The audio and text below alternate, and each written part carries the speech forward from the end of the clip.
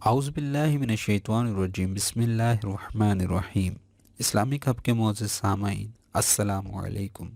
حضرت عمر فاروق رضی اللہ تعالیٰ عنہ فرماتے ہیں کہ ایک دن اللہ کے رسول صلی اللہ علیہ وسلم تشریف فرما تھے اور حضور کے پاس جبریل امین علیہ السلام حاضر خدمت ہوئے، اور جبریل امین علیہ السلام اس وقت آیا نہیں کرتے تھے، معمول سے ہٹ کر اس وقت تشریف فرما۔ تو حضور فرمایا کہ جبریل، میں تمہارے چہرے کا رنگ بدلا ہوا دیکھ رہا ہوں۔ تو حضرت جبریل امین علیہ السلام نے عرض کی کہ حضور، میرے رب نے مجھے حکم ایسا دیا ہے جس کی وجہ سے میرے چہرے کا رنگ بدل گیا ہے۔ تو حضور فرمایا کہ جبریل، رب نے تمہیں کیا حکم دیا ہے؟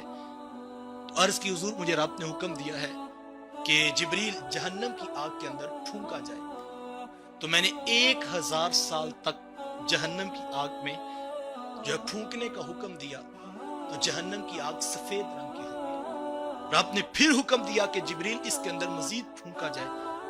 1000 سال مزید پھونکا گیا تو پھر وہ جہنم کا آگ کا جو رنگ ہے وہ سرخ ہو گیا۔ رب نے پھر حکم دیا جبریل اس کو مزید پھونکا جائے، تو 1000 سال تک مزید پھونکا گیا اور اب اس کا رنگ سیاہ ہو گیا ہے۔ اور حضور اب کیفیت یہ ہے کہ اس کے انگاروں سے روشنی نہیں نکلتی ہے اور وہ سیاہ اور تاریک ہو چکی ہے۔ اور حضور، اللہ کی قسم جس نے آپ کو حق کے ساتھ نبی بنا کر بھیجا ہے، کہ اگر اس جہنم کے ایک سوئی کے ناکے کے برابر اس کو کھول دیا جائے تو زمین والے اس کی بدبو کے ساتھ جو ہے وہ مر جائیں۔ اتنی تپش ہے کہ زمین والے اس کی تپش کے ساتھ مر جائیں۔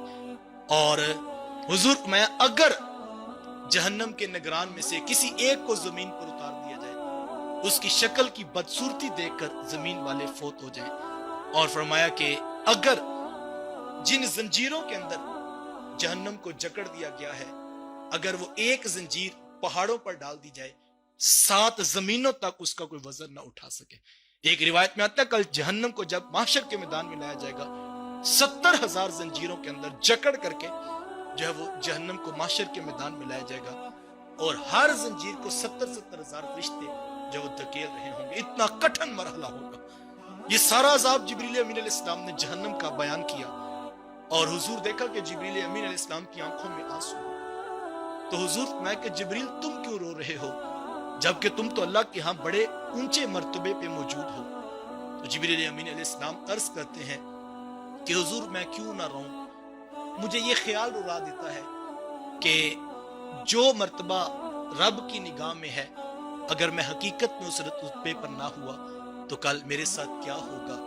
میں اس لیے روتا ہوں حضور، میرے سامنے میں نے دیکھا کہ ابلیس فرشتوں کے ساتھ رہا کرتا تھا، لیکن وہ کہاں چلا گیا، میں اس لیے رو رہا ہوں۔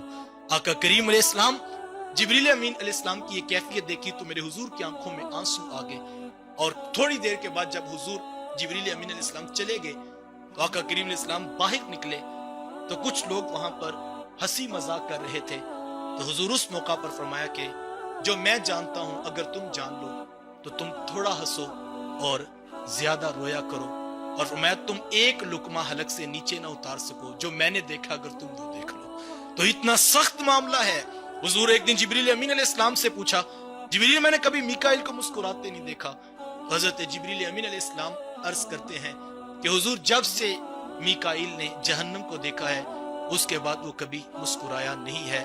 میں اور آپ دیکھیں اتنے سخت عذابات اتنا کھول کھول کر قرآن نے بیان کیا، کبھی بھی ہم غافل نہ ہو اس حوالے سے، ہم سوچتے رہیں کتاب رحمت قرآن مجید کی آیات جس طرح پہلے رکوع کے اندر ایک انسان کو اس کی رحمتوں کی امید دلاتا ہے، اسی طرح دوسرا رکوع کتاب رحمت قرآن مجید کا مجھے اور آپ کو اس طرف بلاتا ہے کہ میں نے اور آپ نے جنت اور جہنم دونوں کو اپنے سامنے رکھ کر اپنے ہر قدم کو اٹھانا ہے۔ اپنا ہر فیصلہ کرنے سے پہلے یہ سوچئے کہ اٹھنے والا قدم مجھے جنت کے قریب کرے گا یا مجھے جہنم کے طرف کھینچ کر لے جائے گا۔